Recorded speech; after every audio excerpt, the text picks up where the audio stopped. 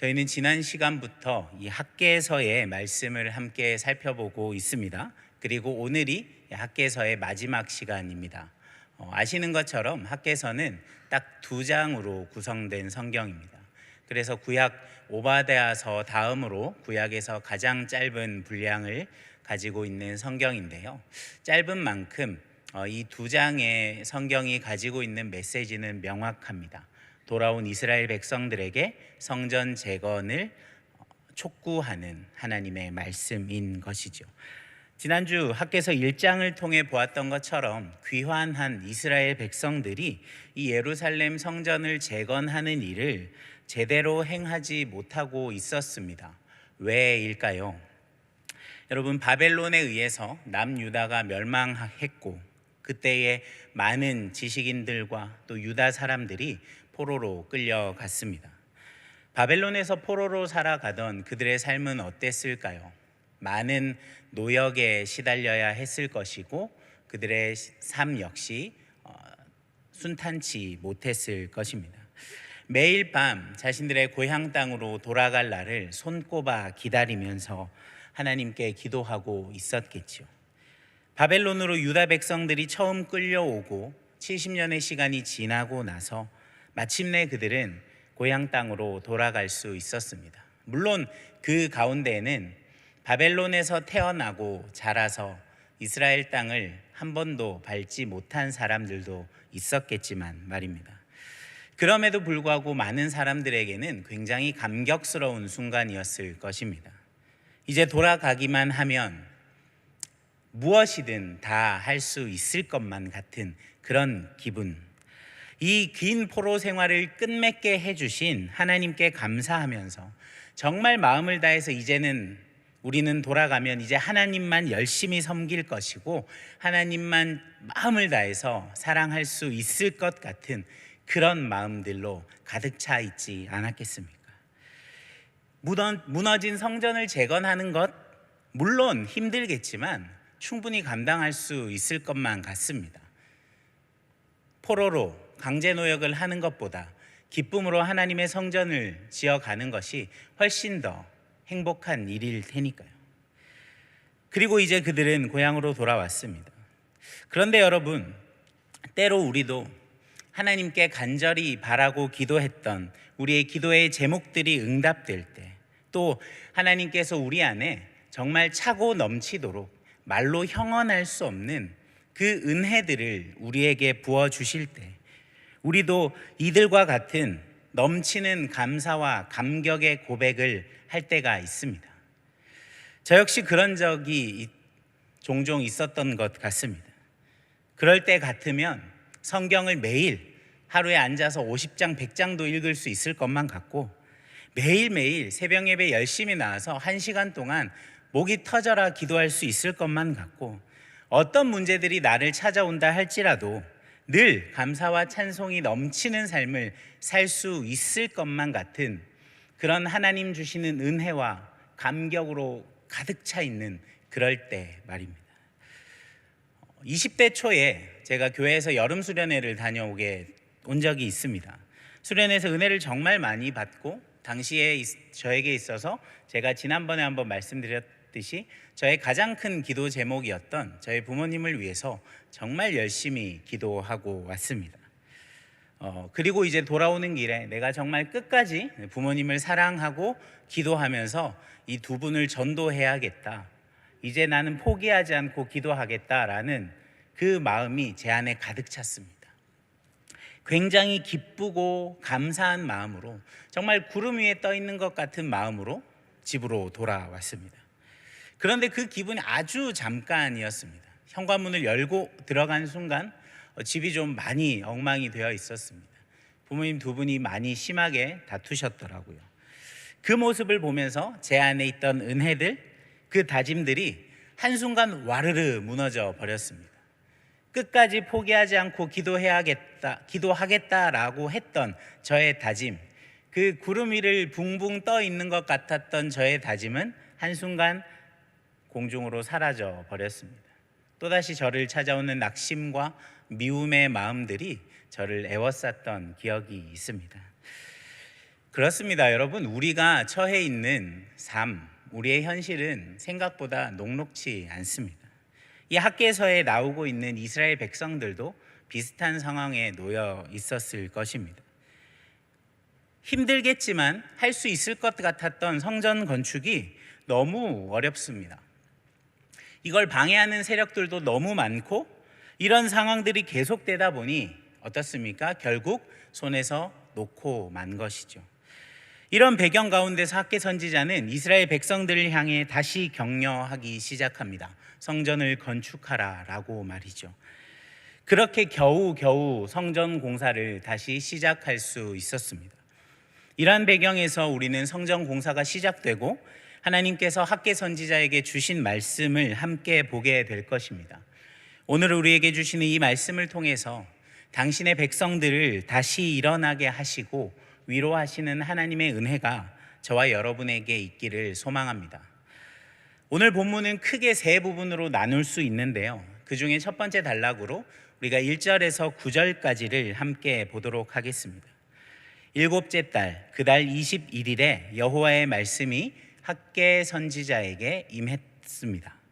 성전 공사가 시작된 지 이제 한 달 정도가 지난 시점에서였습니다. 이날은 이스라엘에게 있어서 굉장히 중요한 날이기도 했습니다.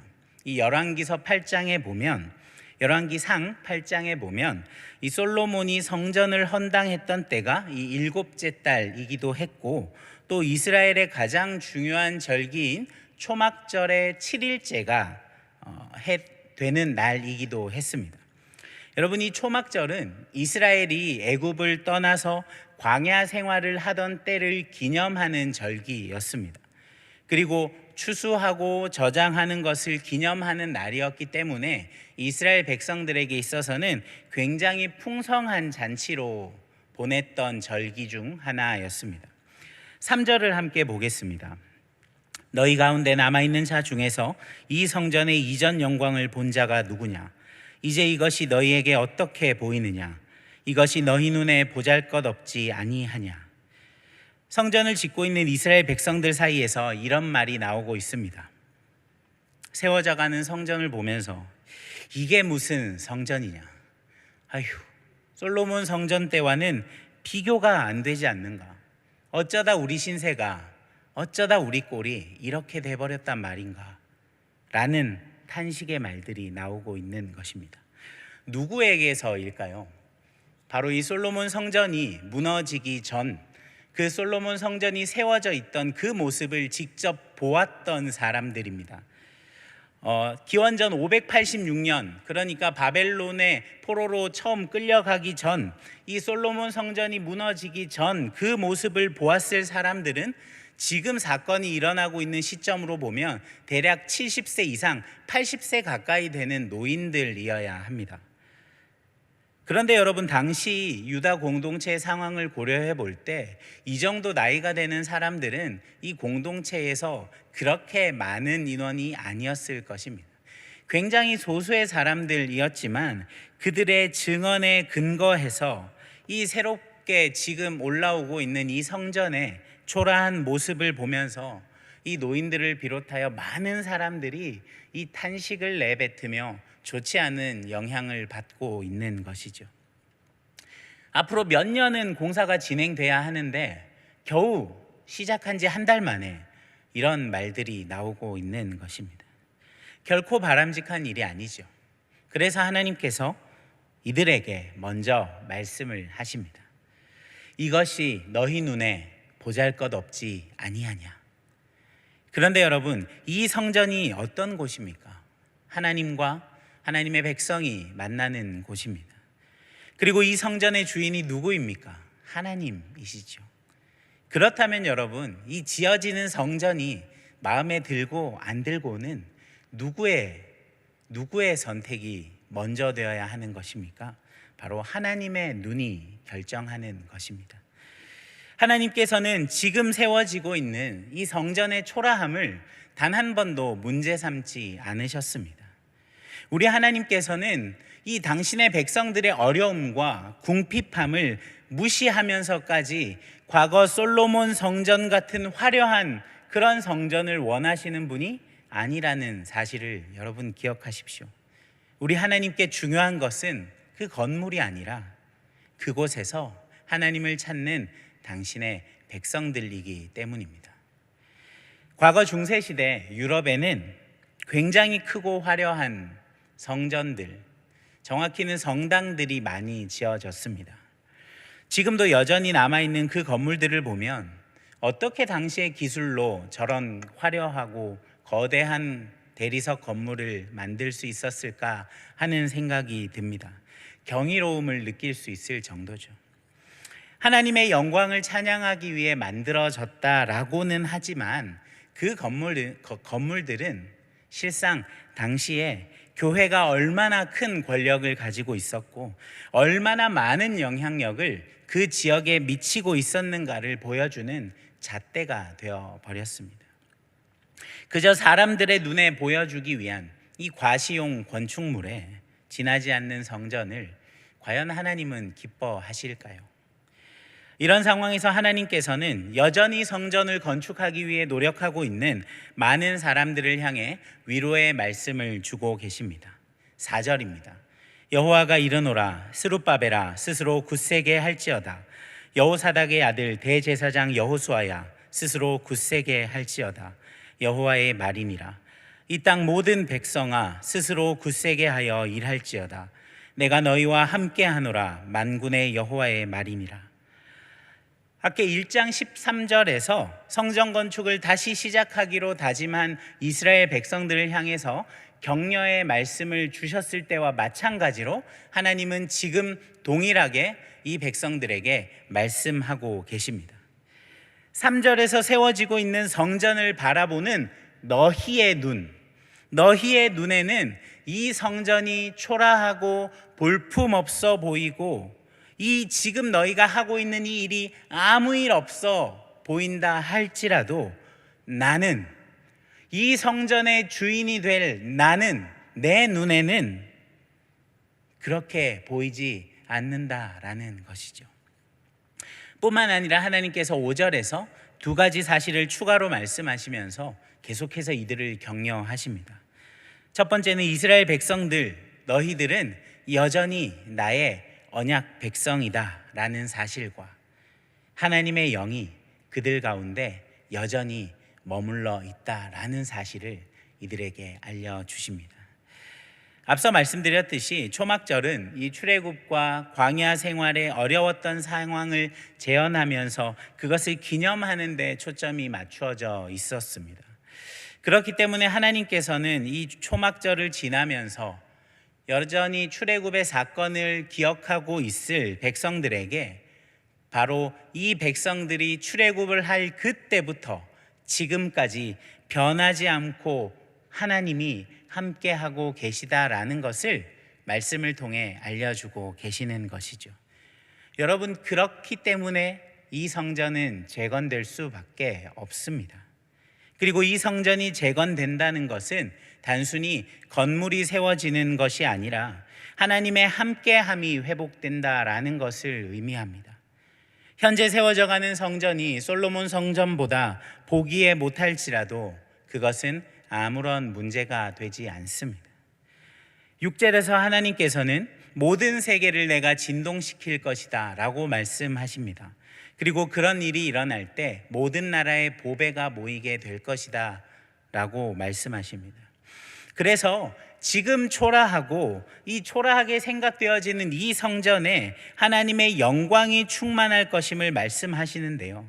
지금 만들어지고 있는 이 초라한 성전, 과거 솔로몬 시대에 세워졌던 그 웅장하고 화려한 성전과는 비교할 수도 없을 정도로 보잘것없는 이 건축물의 나중 영광이 훨씬 더 크게 될 것이다 라고 하나님 약속하고 계시는 것이죠. 하나님께서는 9절까지의 말씀을 통해 성전 재건을 시작한 지 이제 한 달을 보내면서 여러 어려움 가운데 그리고 일부 사람들의 비난으로 인하여 상처받고 지쳐있는 하나님의 백성들을 위로하시고 격려하고 계십니다. 이 일은 하나님께서 기뻐하실 뿐만 아니라 하나님이 함께하는 일이기 때문에 출애굽부터 지금까지 함께하고 계시는 하나님이 함께하시는 일이기 때문에 절대로 포기하지 말라라는 것이죠. 이렇게 학계 시대 하나님의 백성들은 성전을 재건하는 사명을 받았습니다. 그리고 오늘 이 시대를 살아가는 우리는 하나님으로부터 이 땅 가운데 하나님의 나라를 세워가는 사명을 받은 사람들입니다. 오늘 말씀에도 그랬지만 여러분, 오늘날에도 여전히 하나님의 공동체가 어떤 사역들, 어떤 하나님께서 주신 사명들을 감당해 나감에 있어서 가장 큰 걸림돌은 어떤 외부적인 요인이 아니라 내부에서 일어나는 비난이나 분열일 수 있다라는 사실을 우리는 잊지 말아야 할 것입니다.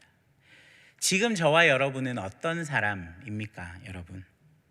비록 현실이 녹록치 않다 할지라도 하나님께서 주신 사명을 묵묵히 감당하고 그것을 충성해 나가는 사람입니까?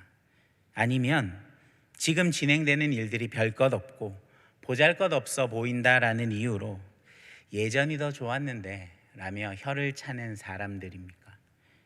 이런 사람을 향한 표현이 있습니다. 요즘 말로 제가 강의 안에 영어로 써놨는데요, 라떼 이즈 홀스라는 말이 있습니다.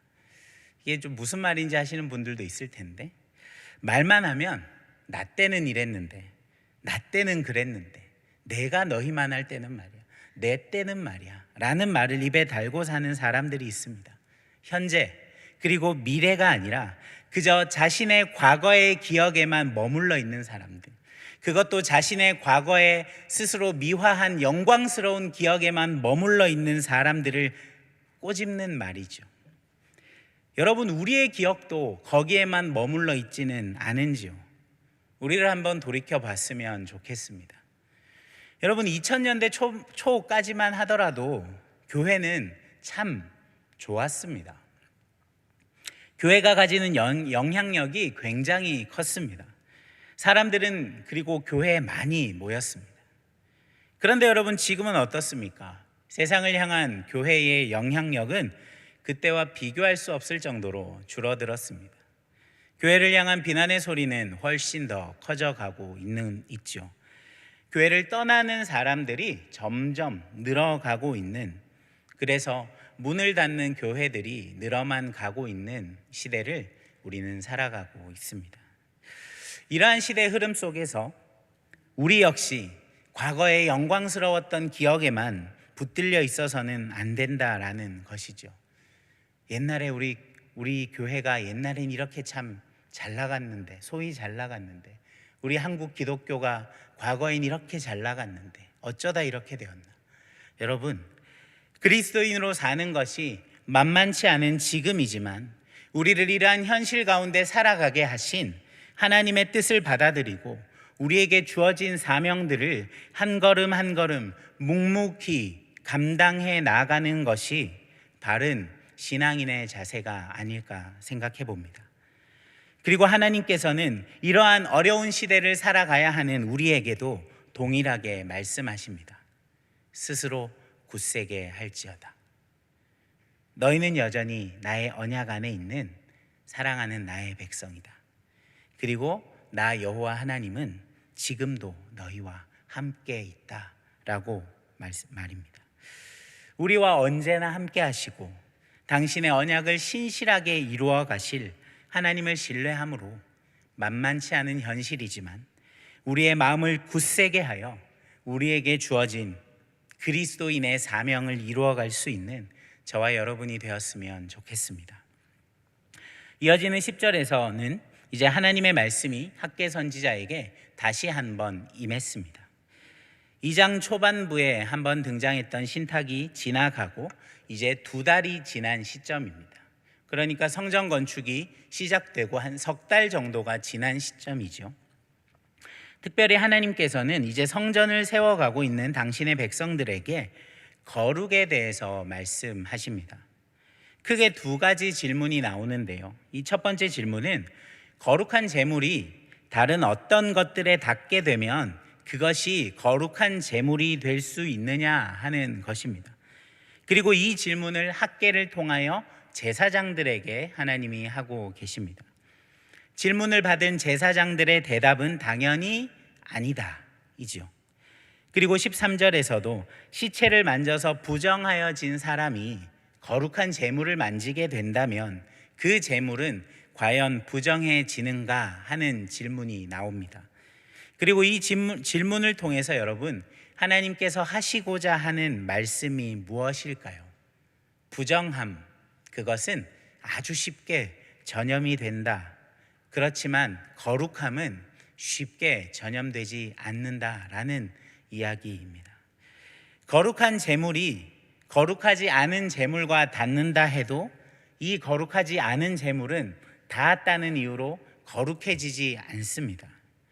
그런데 부정한 사람이 거룩한 제물을 드리면 이 거룩성이 전염되어서 거룩한 사람이 되는 것이 아니라 오히려 이 부정한 사람이 만진 거룩한 제물이 부정한 제물이 되어 버린다라고 말하는 것이죠. 이 부정한 것은 쉽게 전염이 된다라는 말을 하고 있는 것인데요. 우리는 이 부정한 것에 닿는 것마다 부정하게 되지만 거룩한 것은 다른 것을 거룩하게 하지 못한다라는 이 말씀을 생각해 볼 필요가 있습니다.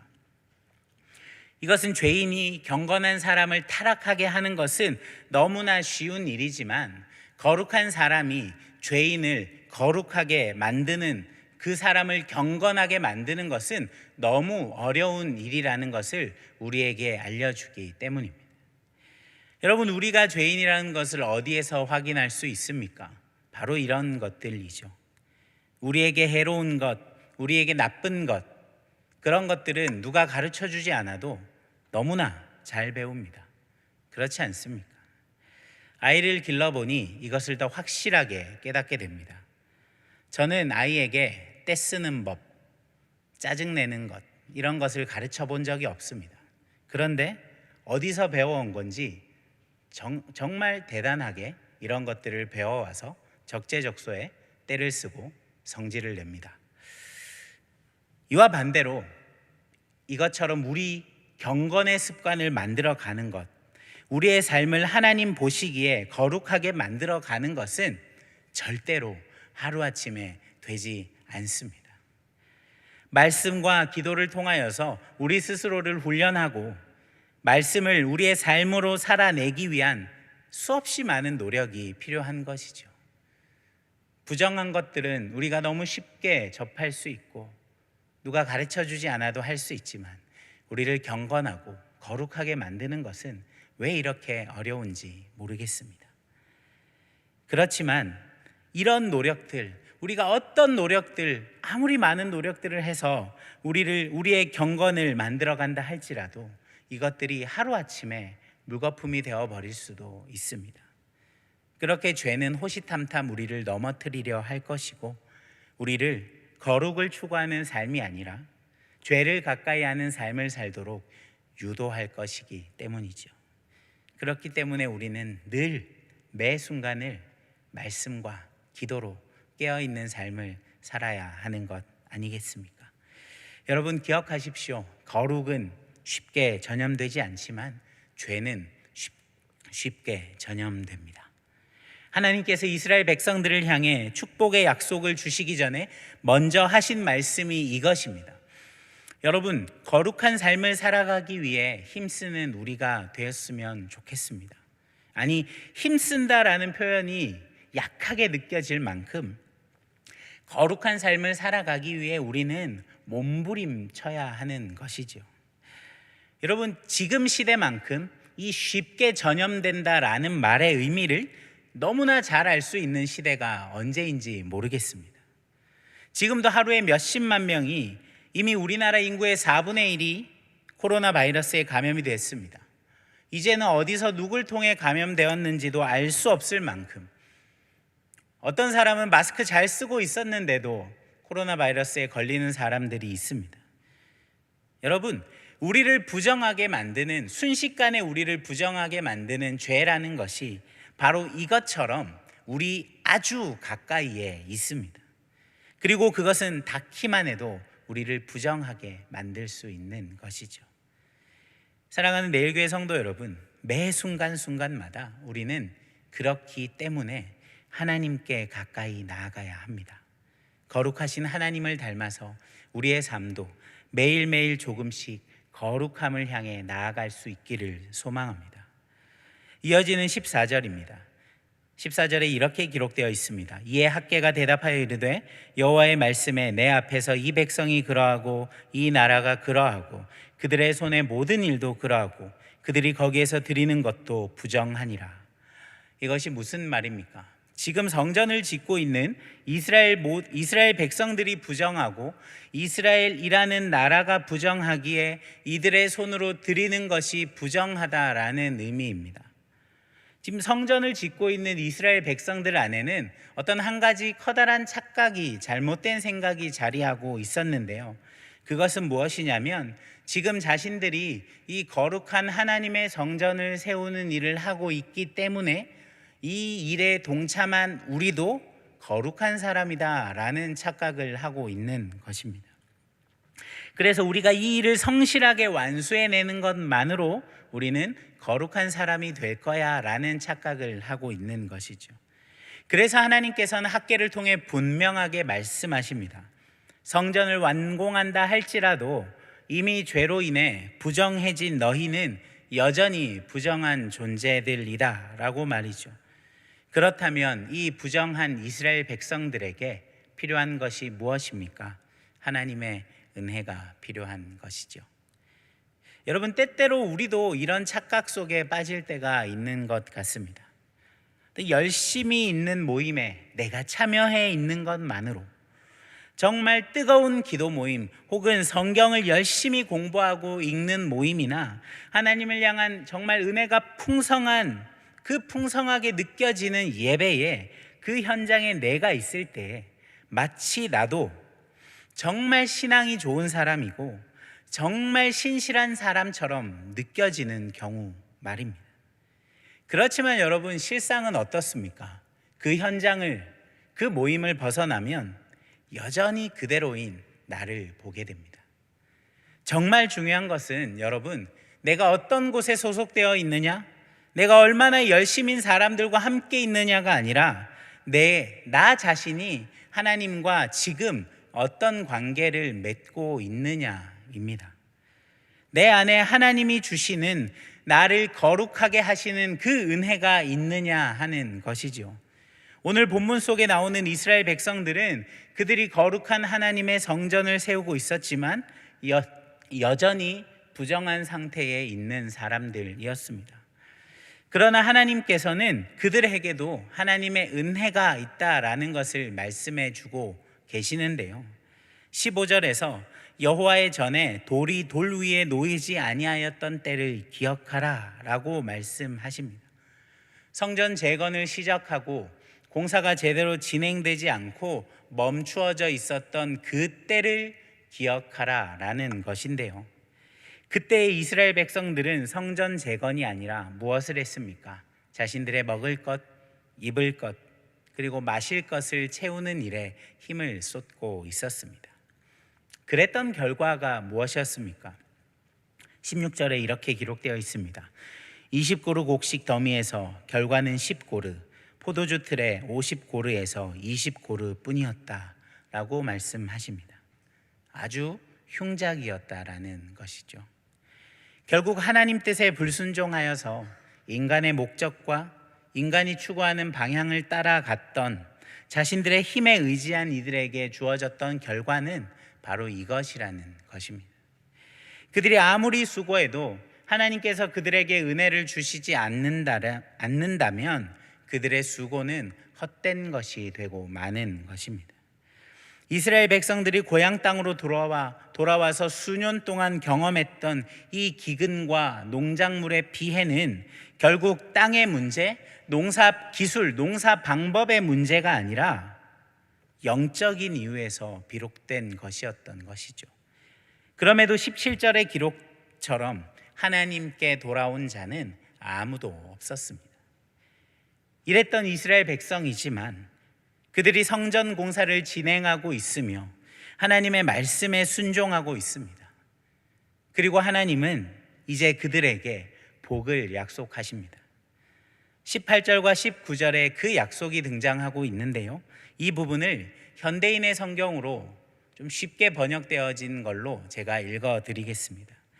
오늘은 9월 24일 곧 성전 기초 공사를 완성한 날이다. 너희는 오늘 이후의 일을 잘 관찰해 보아라. 아직도 창고에 남아있는 씨앗이 있느냐? 지금까지는 포도나무, 무화과나무, 석류나무, 감람나무가 열매를 맺지 못하였으나 오늘부터는 내가 너희에게 복을 내려주겠다. 18절에서 말하고 있는 9월 24일은 지금 날짜로 바꾸면 12월 18일 정도가 됩니다. 이 날부터 이스라엘의 삶이 달라질 것이다 라고 하나님 말씀하고 계시는 것이죠. 지금까지 체험하지 못했던 풍요로움을 누리게 될 것입니다. 왜입니까? 하나님께서 이 축복을 약속하고 계시기 때문입니다. 말씀이 선포되어지는 시기는 이미 들판에 씨가 뿌려진 이후입니다. 그리고 몇 달이 지나고 추수를 할 때가 되어야 하나님의 이 약속이 맞는지 성취가 되는지 알 수 있겠지만, 이스라엘 백성들은 이제 몇 달만 지나면 그동안 맛보지 못했던 풍요로움을 맛보게 될 것입니다. 하나님이 이러한 축복을 주시는 때가 언제입니까? 성전 건축이 시작되고 겨우 3개월 지난 시점입니다. 그럼에도 불구하고 하나님께서는 앞서 이스라엘 백성들을 축복하고 그들에게 복을 약속하고 계시는 것입니다. 앞서 말씀드렸던 대로 여러분, 이스라엘 백성들의 문제가 무엇이었습니까? 그들 가운데 하나님의 은혜가 없었다라는 것입니다. 당연히 그렇기 때문에 하나님으로부터 오는 복 같은 것은 상상도 할 수 없었죠. 그러나 하나님께서 이들이 성전 재건을 결정한 날부터 이들과 함께 하심으로 그들에게 복을 주고자 하셨습니다. 여러분, 이스라엘 백성들이 하나님으로부터 복을 받을 수 있던 비결이 무엇입니까? 현재의 상황이 어떠함에도 불구하고 그것으로 핑계를 삼지 않고 그것에 개의치 않고 하나님의 말씀에 순종하기로 작정했기 때문입니다. 내 뜻과 나의 방법이 아니라 하나님의 뜻과 방법을 따랐기에 하나님께서 이러한 축복을 주셨을 줄 믿습니다. 이제 20절부터는 하나님의 말씀이 학개를 통해 유다 총독 스룹바벨에게 선포됩니다. 본문에서는 성전 재건 이후 펼쳐질 종말론적 모습을 기록하고 있는데요, 하나님께서는 여러 왕국과 왕국의 권세들을 멸망시키실 것이고 스룹바벨을 인장으로 삼으리라 약속하십니다. 22절과 23절에는 굉장히 상반되는 표현이 등장하는데요, 21절에 보면 없다, 멸하다, 엎드러뜨리다 라는 표현들이 등장하고 있는 반면에 23절에서는 세우다, 삼다, 택하다 라는 동사가 사용되었습니다. 무엇입니까? 22절에 나오고 있는 이들은 하나님의 권력의 반대편에 서 있는 사람들, 그래서 하나님이 이들을, 이 여러 열방들을 내가 엎을 것이고 멸할 것이고 그들을 엎드러뜨려 버릴 것이다 라고 말씀하시는 것입니다. 그러나 이 다윗의 집안의 생존자인 스룹바벨을 통하여서는 하나님께서 다시금 다윗의 언약을 세우시고 그 약속을 이어가겠다라고 말씀하고 계시는 것이죠. 그리고 하나님의 이 약속의 말씀은 스룹바벨 개인에 의해 성취되지 않았습니다. 이 말씀 이후에도 여전히 이스라엘은 헬라 그리고 로마를 이어 또 많은 열방들로부터 괴롭힘을 당했습니다. 그렇지만 이 약속의 말씀이 성취되는 때가 언제입니까? 하나님의 약속의 성취는 진정한 메시아인 예수 그리스도가 오심으로 말미암아 이 스룹바벨에게 하신 이 약속이 성취될 수 있었던 것이죠. 이제 말씀을 정리하겠습니다. 여러분, 우리는 오늘 성전 재건 공사를 시작했다가 얼마 지나지 않아 난관에 부딪혀 있는 이스라엘 백성들을 다시금 격려하시고 또 하나님의 말씀에 순종하여서 성전 재건의 주춧돌을 놓는 이스라엘을 향해 축복하시는 하나님의 말씀을 보았습니다. 새롭게 지어지는 성전을 바라보면서 이전 솔로몬 성전을 기억하고 있던 사람들로 인하여서 현재 성전의 외적인 초라함을 보고 탄식하는 사람들이 늘어갔습니다. 이들이 탄식하는 이유가 무엇입니까? 겉으로 보기에 너무 초라했기 때문입니다. 너무 보잘것없고 아름답지도 않았기 때문이죠. 이들은 성전이 가지는 의미가 아니라 성전의 외형적인 모습만을 가지고 판단했기 때문입니다. 앞서 제가 유럽에 있는 많은 거대한 성전들, 그 성당들을 이야기했는데요. 이전에 제가 선교단체 사역을 하면서 감사하게도 유럽으로 비전 트립을 가볼 기회가 있었습니다. 그래서 한 3주 정도 이탈리아 지역을 돌면서 그 이탈리아를 탐방할 수 있었는데요. 로마, 밀라노, 피렌체, 베니스, 그 이탈리아의 유명한 큰 도시들은 다 가보았습니다. 그 도시들이, 모든 도시들이 가지고 있는 공통점이 하나가 있는데 그것이 무엇이냐면 이 도시의 가장 중심에 거대한 광장이 있고 그 광장과 함께 거대한 성당이 들어서 있다라는 것입니다. 이 건축물들은 아까 말씀드렸듯이 대부분 중세시대에 세워졌습니다. 도시의 가장 중심에 이런 거대한 건축물이 세워져 있습니다. 다른 것도 아닌 교회가 말이죠. 제가 이 여행 중에 특별한 경험을 한번 한 적이 있는데 밀라노라는 곳에서 밀라노 대성당을 갔습니다. 거기도 마찬가지 도시의 가장 중심부에 거대한 광장이 있고 거기에 굉장히 거대한 성당이 서 있습니다. 밀라노 대성당이라고 하는 세계에서 5번째로 큰 성당이라고 하더라고요. 그 성당을 보게 되었습니다.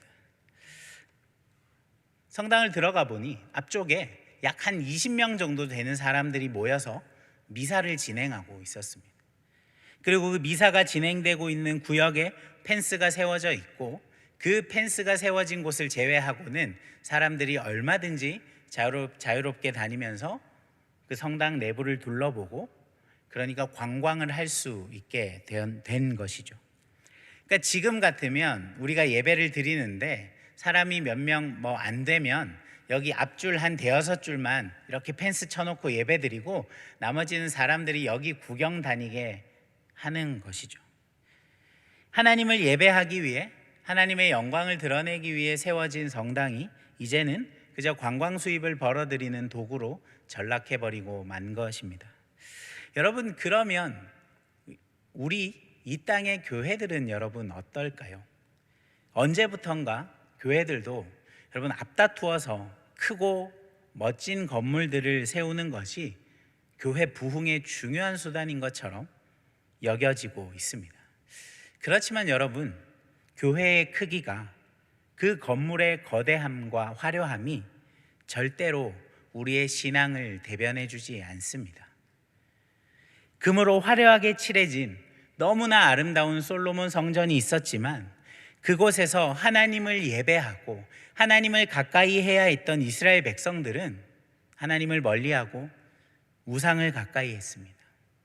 그래서 그들은 망하게 되었고 그 화려했던 솔로몬 성전도 무너지게 되었습니다.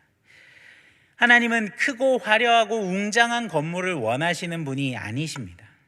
하나님은 지금 이스라엘 백성들이 세우고 있는 아주 보잘것없고 솔로몬 성전과 비교하면 전혀 아름답지도 않은 그 성전을 보면서 하나님은 기뻐하고 계십니다.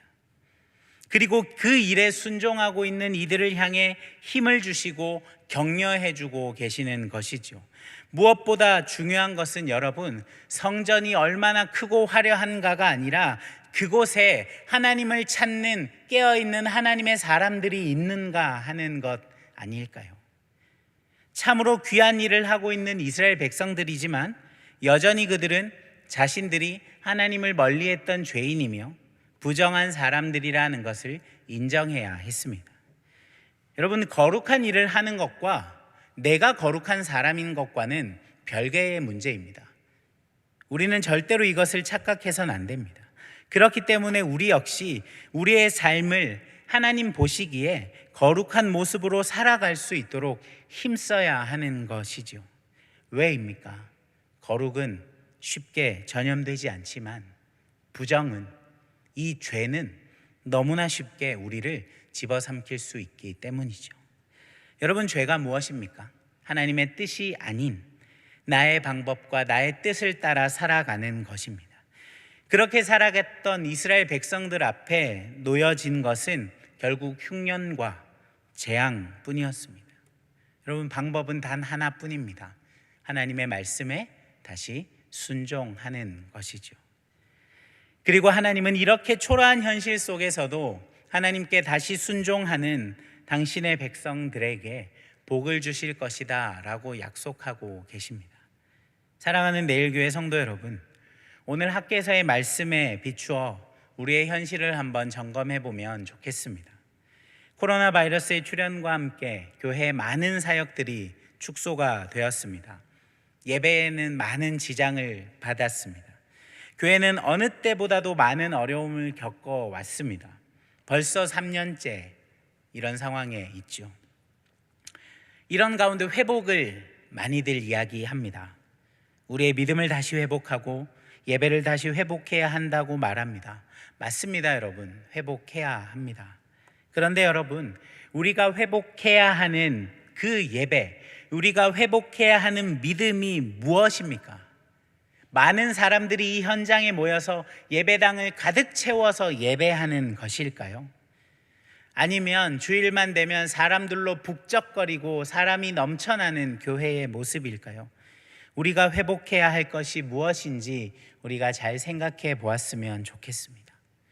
여러분, 이스라엘 백성들이 성전을 복구해야 하는 이유가 무엇입니까? 성전이 세워져야 이스라엘 백성들의 체면이 서는 것입니까? 아니죠. 하나님께서 이스라엘 백성들에게 이 성전을 다시 세우라 명령하신 이유는 기억하게 하기 위함입니다. 무엇을 기억해야 합니까? 이 성전 가운데 계신 하나님을 기억하라는 것이죠. 이 성전에서 예배를 받으시는 분이 누구이신지를, 그리고 이 성전의 주인 되시는 분이 바로 이스라엘의 주인이라는 사실을 기억하라는 것입니다. 하나님을 하나님으로 인정하고 하나님의 말씀에 온전히 순종하며 하나님을 따르지 않았던 사람들로 인하여서 하나님은 그 화려했던 솔로몬 성전도 뒤도 돌아보지 않고 무너지게 하셨습니다. 여러분, 오늘날 우리가 세워야 하는 성전은 무엇입니까? 우리가 회복해야 하는 것은 무엇입니까? 그것은 우리 한 사람 한 사람이 하나님과 올바른 관계 가운데 서 있는 것입니다. 하나님의 말씀에 온전히 순종하며 하나님만을 마음을 다하여 사랑하는 것. 비록 솔로몬 성전에 비하면 보잘것없지만 이제 겨우 주춧돌만이 세워진 성전이었지만 하나님께서는 이 성전을 향해 이전 것과 비교할 수 없는 큰 영광이 있을 것이다 라고 말씀하십니다. 여러분, 우리에게 주어진 삶의 자리에서 하나님을 향한 온전한 순종의 삶을 살아가고 하나님을 삶의 주인으로 모시며 살아가는 은혜가 우리 모두에게 있기를 소망합니다. 그래서 우리 한 사람 한 사람이 그러한 삶을 회복할 때에 하나님께서는 하나님의 이름으로 모인 우리의 모임을 기뻐하실 것이고 우리의 예배 가운데 하나님의 영광을 충만하게 부어주실 줄 믿습니다.